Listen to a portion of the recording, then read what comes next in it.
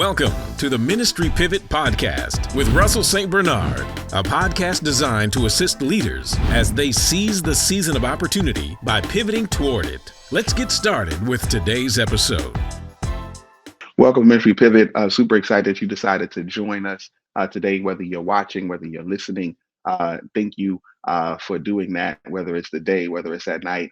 Super excited. Don't forget to look at to visit ministrypivot.com for all of our resources. Don't forget to download our show notes. Super excited. We're in this series of succession planning in the church. And I have an awesome guest with me today, Reverend Dr. Anika Wilson Brown, lead pastor at Union Temple here in Washington, D.C. Super excited about our conversation, super excited about all that she shared.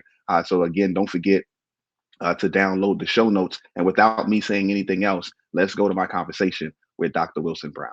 Hey, thank you again, Pastor Reverend Dr. Anika Wilson Brown, for being on Ministry Pivot. Super excited to have you on here. I shared a little bit about your background and your history, but I would love if you would expand that a little bit more so our listeners who are watching, those who are listening, they can know a little bit more about who the Reverend Doctor is and about what God has done through you already there. And I know that there's more, but if you can give us a little bit of background. Again, thank you for getting on Ministry Pivot. I normally do an intro, which I've done, but I want to make sure that they that they don't miss who we have the opportunity to talk to on today.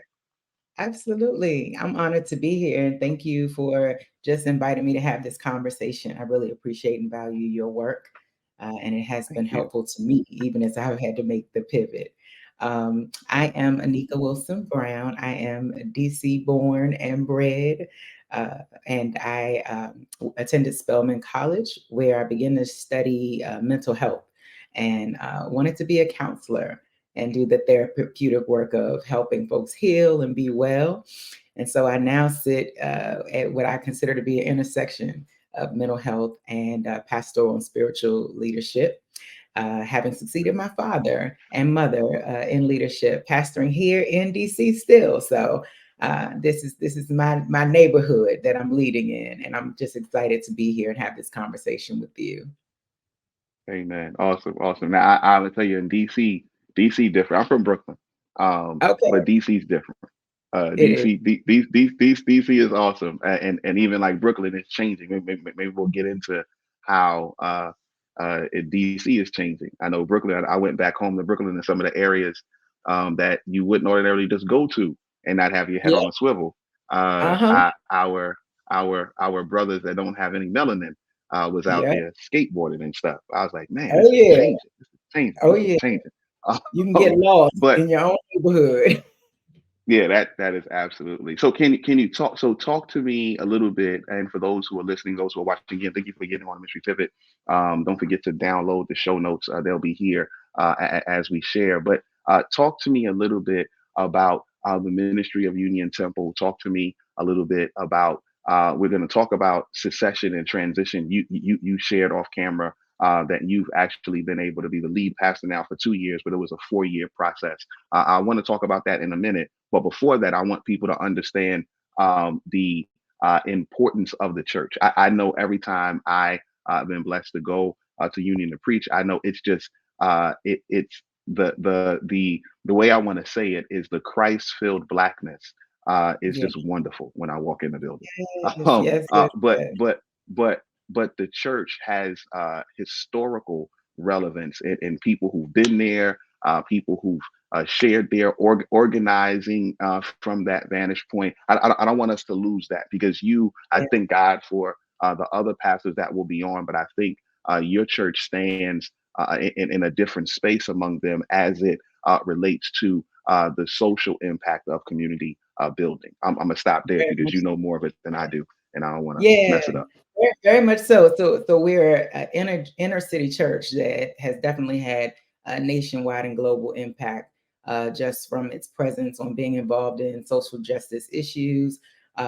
Many folks know us as like the place where you would come if there were any injustices going on in your community, in your city.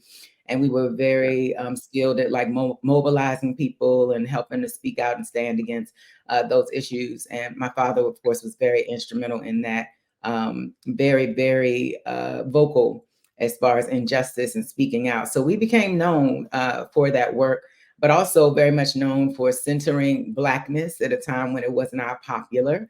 The mural on our wall is one that people still come and take a picture of because it is the first depiction of the Lord's Supper featuring Black Jesus and prolific social justice leaders as the disciples around the Lord's table. So that was a history making moment that folks still stop by to take pictures of it because it's so beautiful.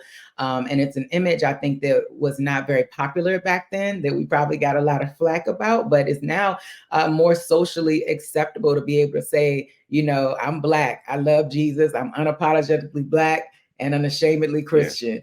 And to have embodied that in one space is what Union Temple has been.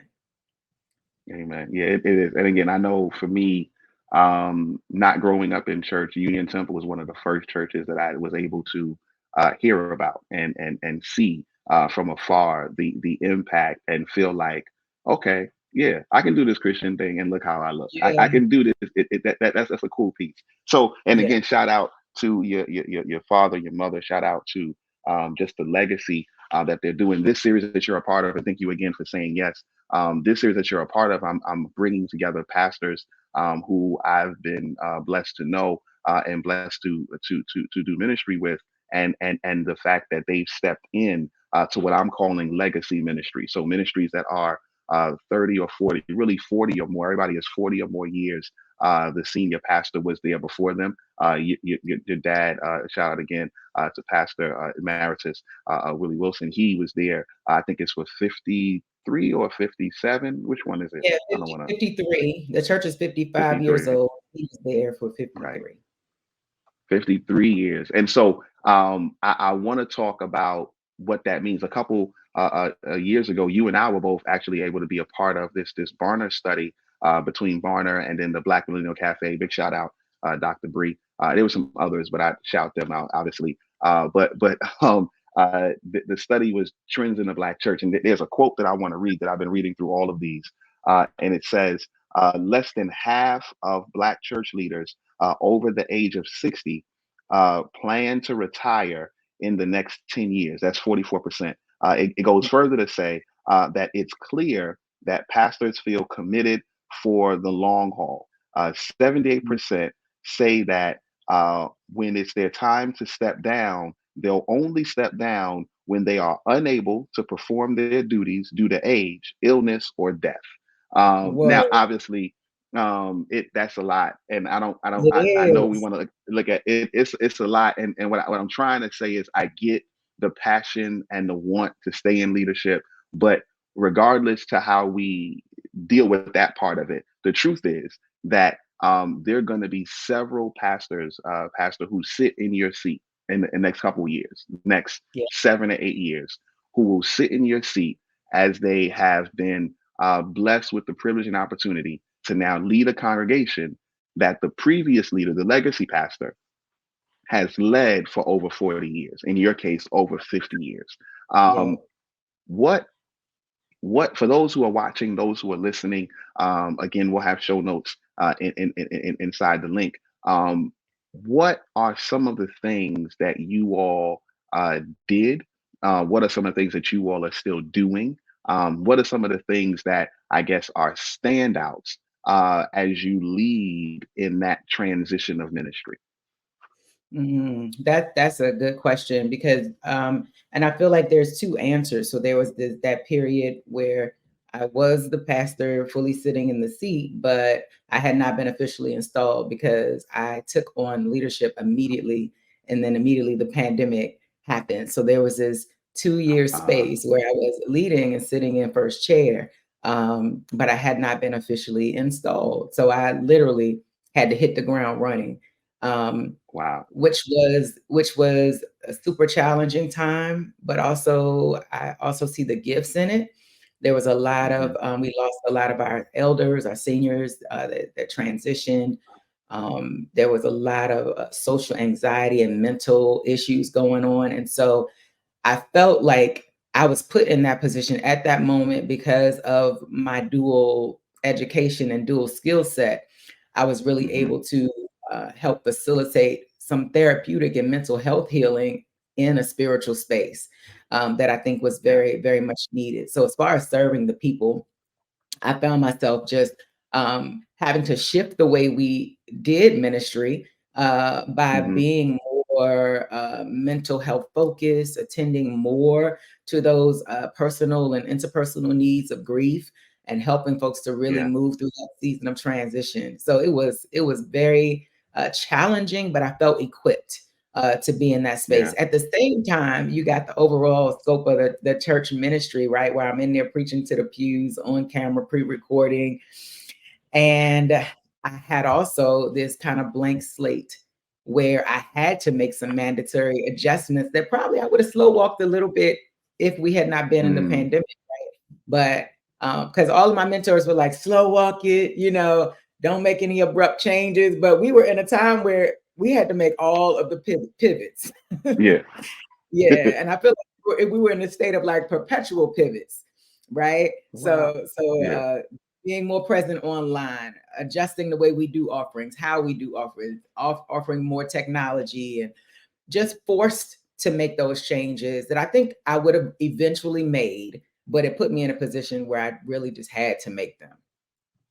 Yeah, no, I think and you're saying what I think a lot of churches and pastors have said, that the pandemic grew them up quick, or grew the church Oh up quick, yeah, accelerated some plans absolutely. quicker than other plans. And I think that that could be, that's great, because I know for us, I do some work with Givelify. Shout out Givelify. I do some work with them, and I know they said that during the pandemic, like they saw a ridiculous amount of churches who had no online giving, because that wasn't a thing.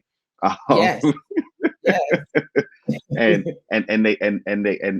they saw that pivot happen super quickly. But as it concerns, so now you took leadership from your dad. How Yes. was that conversation, or how were those? Was it? I get that you took it 4 years ago. The pandemic had a 2 year gap, and now you've been fully installed for 2 years. But what was the conversation like? Did he have a sense? Did you have a sense? How was that, as you kind of rounded out to say, okay, this is and it means to ask this question: Did you want it? Did you want it at first? Not at first. And listen, being a PK, I don't want nothing to do with it, okay? I assume that, but I want Listen, those who are watching, who are listening, to understand that. Like, I don't think a lot of people want this smoke automatically. And I'm not senior pastor. I'm not called to it. I thank God for my pastor, Pastor Watley. I love you, bro. I appreciate what you right. do. But yeah, can you talk Exactly. about that? Like, how did that conversation happen? How did that acknowledgement happen? Because there's a process behind that, because he had it for a very, very long time. And he's Yes. still engaged now. So it's not like he's not one of these who said that because I'm old or I'm about to die, I can't do it Mhm. anymore. That wasn't Yeah. his call, his It kick. wasn't. It wasn't. It was very intentional on his part, and I would say that he definitely knew before I did. For me, it was a gradual progression. So, of course, I grew Hmm. up in Union Temple. I sang on the choirs. I was a youth leader, teen leader, and my gifts just continued to open up and expand and evolve over time. To ultimately, I accepted the call to ministry about 20 years ago, and about 7 years ago is when he appointed me as assistant pastor. So I was sitting in third chair with my mom being the executive pastor. I was sitting in third chair for 7 years before we even entered this Okay. phase. But even when I was in that Wow. in that position as assistant, I wasn't thinking lead pastor. I'm like, well, whoever's coming, I'm gonna know everything. I'm gonna be here to support and be present. And God just continued to expand my gifts and give me more responsibility and more roles. And I think I started hearing it and sensing it, but I was in rebellion to it Because Yeah. honestly, I know how much of a lift it is, and I've seen the toll that it had on my parents, quite honestly, just from not being very well balanced in life and ministry, and how much it took Yeah. away from them, from my perspective. Yeah. And so I said, if I'm gonna do it, I have to do it differently. I want to do it more intentionally and with more of a balanced consciousness of what servant leader really looks like. And so that was my deal breaking conversation with God. Like, okay, God, I will do it, but I have to do it differently. That's great. That's great. That's great. And I think it's important to understand and see that while the legacy and I'm hoping the other pastors share the same thing that I'll be able to interview, that while the legacy pastor that came before you has a certain rhythm, that what I hear you saying is God also freed you up to have a certain rhythm, right? And freed you Absolutely. up to have a certain pace. I don't know if you want to share any more about that. I got one more question, Yeah, but I if you want to share can. about that, I'll stop. Yeah. Yeah, I think it also points back to the data and the research, as you saying, as far as those pastors wanting to hold on to those spots, because I think that those who led, no tea, no shade, that in generations before us, they didn't have a really good work-life balance. Okay, Yes. they they had this posture of self-sacrifice that was grounded in perfectionism and overperformance and over giving, that in a lot of Yeah. ways their families may have suffered, their own mental health or well-being may have suffered. And I feel like some of those pastors who are holding on so tight, it's because they don't have any other identity outside of being a pastor. Friendships That's have good. suffered, relationships have suffered, they don't have hobbies, you know. And so I feel like this That's good. generation, we have decided we're going to be more well-rounded. We want our families to be healthy and whole. We want our Yeah. finances to be healthy and whole. So we're investing and making sure we have retirement plans. And so I think because of their sacrifice, they gave so much. It has Yeah. made us be more intentional about just doing this in a way that also is life-giving for us. That is great. That's absolutely phenomenal.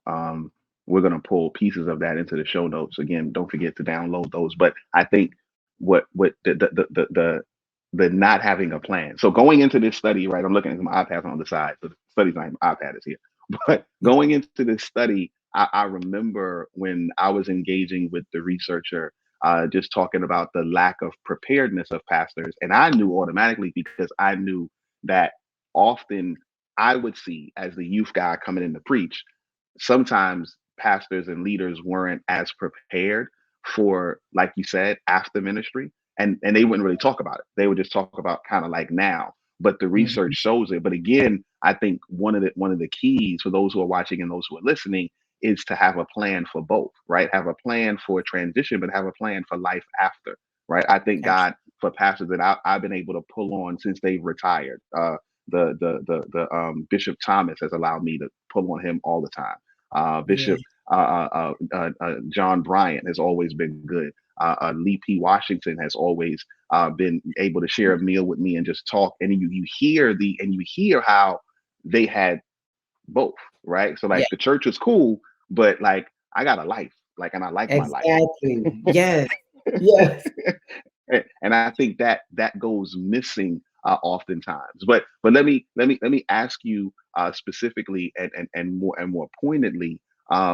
You are, again. Thank you for saying yes. You are one of the leaders that I've been able to get to be on in this series. But you're also one of our sisters in this series. And I, I Yeah. would I would I would believe that a transition for you, there are some key differences, or there's some things that um, came up that might not come up if I was transitioning into the role, because I've been a guy all my life. So Yeah. I want to pause and ask the question in that way, like if there's a sister who's listening, or another who may be on the board and listening and thinking about transitioning, and they're thinking about transitioning a senior leader, and they may be a sister, then what kind of things I think stand out, one, and then what Mm. kind of things should both sides be aware of? I think this is the opportunity too, right, to talk to the other side, like, because you don't know what you don't know, right? So you don't Absolutely. know how you present unless somebody shares with you how you may present, and then now you can pivot that presentation, if that makes sense. It does. It does. I feel like I'm in a very unique position, like Dr. Janae and those of us who have come into ministries that are already established. Because I do have a lot Yeah. of sister friends who are clergy pastors who started their own works, but honestly, they have predominantly women congregations. So because Mm, those of us who are moving into established spaces, we are going to have oftentimes more of a male presence, particularly if that was an area that was very strong, within in yeah. the ministry. I think that makes it very different because you are in a space where you are automatically leading men. You are leading men. Mm, And although I was assistant pastor, and came up in the church, I think it has become just more and more apparent to me that as a woman in leadership and in the first chair is very different than being the assistant pastor or being just a leader at the church. There can be hmm some embedded uh, concepts of patriarchy, misogyny that I think are unconscious, that folks don't Yeah. even know they're holding on to. Some of them are conscious, like they've literally been taught no woman shouldn't be pastoring you, and Mm, no woman can head you, and they be head over you, and they can go to scriptures and wow. show you Paul said this. So there are Wow. those who are overt, but those are not the ones I'm worried about because I know where you stand. I hmm know what your posture is. I think it's the ones where it's more unconscious, it's unknown, and it's subtle. Yeah. And that can even come up in other women where they may Wow. expect for you to know more than they would expect. I think most female pastors that I'm seeing, they are PhD level Wow. qualified women who have had to Yeah. pursue the highest level of academia, even to be Wow. respected. Whereas a brother can come into those same spaces and has no letters or, no education, but he's Yeah. automatically deemed to be Yeah. a qualified, right? So I hmm have been even in this posture where my father was a champion for women. He got put out of the National Baptist Convention for ordaining a woman back in the 70s. So we've always had female preachers and female revivalists. Oh, but to have a Yeah. woman that is the lead pastor, it's just a little bit different.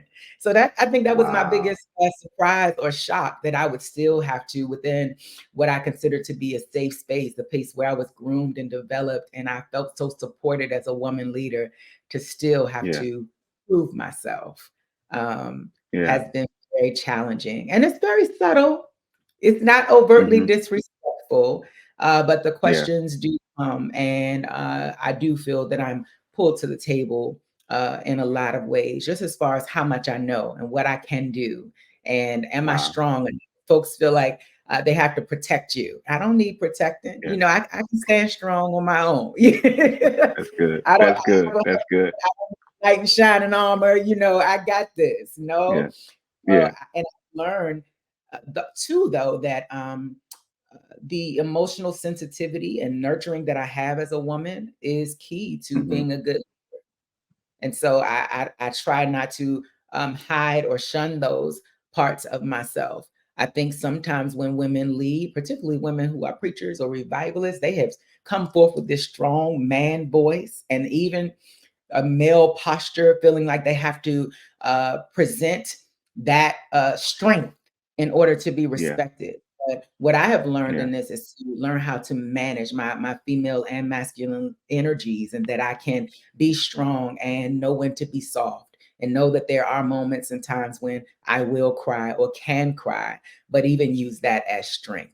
So I know I said a lot, but Wow. I No, got a that lot. that is absolutely, yeah. That so I just want to thank you for being candid and open enough for that question by itself. We talked about this before we hit record, but and I told you I didn't know where we're gonna go with this, but I feel like that's a part that is so not thought about, unfortunately, from our perspective, and I say brother's perspective. And I'll tell you, we have staff members now who I shout out. Reverend Farmer used to be on staff with us. Reverend Kendra's on staff with us now. Dr. Martin is on staff with us now. And I tell them all the time, like it's not so we do so much, right? And I'm gonna use a very small point of it, but like we do so much that it takes nothing for us to like jump out and say, okay, cool, we're gonna be on camera. But you can't just do that. Like that's not a thing. Because if you do that, you know that behind somebody's going to say something. We're like, Yep. and you're right, it's not fair, does not make sense, but it's another level that I never thought about. But now in this role of operations, I start to think more cleanly about and try to map out more cleanly about so that it can be balanced and it can make sense. So everybody gets a chance to present well the way they need to. And Yeah. again, that's just a small example of it. But I want to say so. I wanted to ask you the question around it, but I really, to be honest, I'm being convicted even now. I think so. We're doing show notes, and if you're open and cool with this, we're doing show notes. I'm going to link information in the bio because I really Okay. feel like I do want you to share if there's if there's a woman who's on who may be looking at taking a legacy pastorate, taking over, and I want you to share one or two things that she should be thinking about, and then I would Yeah. love for you to share what the church who's looking to bring on should be thinking about that they may not be thinking about. But Mhm. for all the other things, I want to say that while I would love to be the conduit, I think God is uniquely equipped Pastor Anika here to be able. Yeah. So I'm gonna put her link and stuff in the show notes. And if you have questions, I please pray that you will reach Absolutely. out to her directly because I Yeah. know that you have specific stuff that, and sometimes the Bible says iron sharpens iron. And so Mhm. you have some stuff that you probably should just share with them one on one that I can't articulate, and I'm not going to try to. Yeah. But Mhm. I do want to ask if there is a sister who's listening, who's watching, who this may be. There may be a church who's courting them, candidating them to look at this role. What should they be thinking about as they get ready to take a legacy pastorate Yeah. from someone who was over it for years or even founding it? I'm gonna Yeah. pause there and ask that question. Yeah, I would say you have to number one, I would say learn as much as you can about the ministry, Hmm. their culture, their ways of operating, who has led before, how have they honored women before, how are women treated Hmm. in the ministry, all the way Good. down, how are young women treated, how are little girls treated, what are the words Wow. that come across, are all scriptures used based on men? Or are women brought Wow. into the conversation? And not just the scriptures where you talk about the woman was the hoe or the bringing to light the from a womanist perspective, the strong images of women and female leaders that are in the text and Great. teaching or preaching about that so that when a young girl hears your message, she knows you're talking to her too and That's that great. she can be included in this work too. So that's Yeah. number one. And I would also say number two is to own your anointing, own your power, own your unique and Love that. specific anointing and gifting as a woman, right? Because we bring Yeah. something unique to the table and never apologize about what that is or what you bring. There are moments when I have preached when I have felt spirit moving in such a way that tears begin to fall as I'm preaching, and I would be so mad at myself. You cried. Why would you Mm. cry? They're gonna see this as a weakness. And those were some of the Wow. messages that I think were most piercing, where I allowed Wow. myself to genuinely just a spirit to inhabit me and me to say and just let it flow, where both men and women were impacted by the transparency. So don't hide who you are. Don't pretend to be something that you're not. There's going to be a whole lot of expectations, but do not fall into, pleasing them or being what you Yeah. think they want you to be, because there is a tribe that is going to be drawn to your uniqueness and your voice. So I think those things are very important for us to be able to sit in this seat um, and own it fully. Yeah. That is awesome. Again, I pray that sis, if you're listening, that you reach out because you said so many things that I would love, but I know Mhm. it's you, and I Yeah, really pray that who's watching, who's listening, reaches out to you about it, and I'm sure you do it already, Pastor. But I even as we're sharing, I think there's probably a group of women and sisters who need that because yeah, that's not often talked about, right? That's not spoken about. And I know, and I'm gonna off camera connect you with a couple of sisters who I run into, and I I'll share as much as I can, but then I'll Yeah. always say iron sharpens iron. So you've got to find. But I think I found, so I may be blowing your number up. Sorry. Okay. Um, Probably. but and I'll be sending people to you. But because Yeah, I think that it's important to validate both sides, right? it And it's is. important because what you just said is there's a tribe that has been waiting for a voice. They haven't heard the Yes. voice. But now that Yes. you're in the seat, you are that voice. And I think Yeah. encouraging and nurturing that, I think is super cool, and super needed. Again, I thank you for getting on. I'm not done. I got one more question that I want to ask, and then I want you to share anything that may also come up that was pivotal, pun intended, in the transition, right, between you and your dad. But I want to ask the question: is there anything now that you've been in the seat for 4 years, but 2 years in person after COVID? Mhm. Is there anything that surprised you that popped up? Like, man, I didn't expect that, or like, wow, I didn't expect that, but that's like super dope. Anything that kind of surprised? I'm trying to help pastors and leaders as they come in with some, hindsight is 2020. They can't Mhm. live yours, but if they see from you, then they can learn some stuff that may be helpful for them. So anything that kind of surprised you now that you sit back and look for a moment? Yeah, now that I look back, I feel that there was a lot of moments that I was offended and thought that people were resisting me, and I took Mm, that personally. And now I realize that they were not offended with me, they were offended with change. So the more that I learn about mm, change, I know that we are people who we want homeostasis. Like we like things to be balanced. We don't like no whole bunch of pivots and disruptions. yeah, And yeah. so there were some things that I did take personal and I got in my feelings. And now that I look back, I'm like, they weren't arguing with me. It was the fact that things were changing in general, that life Yeah, as they yeah, knew it, particularly you talk about folks who've been under a pastor for 50 years, they ain't mad at me. It's just like, whoa, wait a minute. We've done this way for 49 years. yeah, And yeah, so I yeah, yeah. think stepping back from that, leaning back from it a little bit, and understanding the psychology of people, that it's not always a resistance to you. It's not always an Mm, opposition to you. It is that change is good, happening and we need time. And so I've learned to good. minister to that tension, to minister to that discomfort, right? That Yeah, is going to naturally come up. And so now I welcome those conversations because I know that they will help us both, to that's good. do what God is calling us to do more effectively.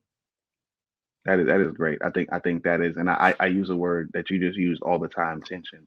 And I think Yeah. tension is something so often we try to shy away from tension, but truthfully, and got to shout out Andy Stanley because I learned this term from him, that it's tensions to manage.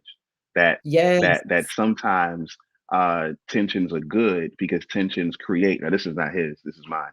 Tensions create friction that help you move Yes. forward, right? But without Absolutely. friction, you can't move forward.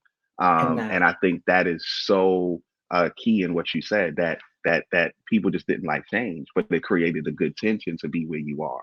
It And did. and I love that. I love that. I love that point. Let me ask you this last question.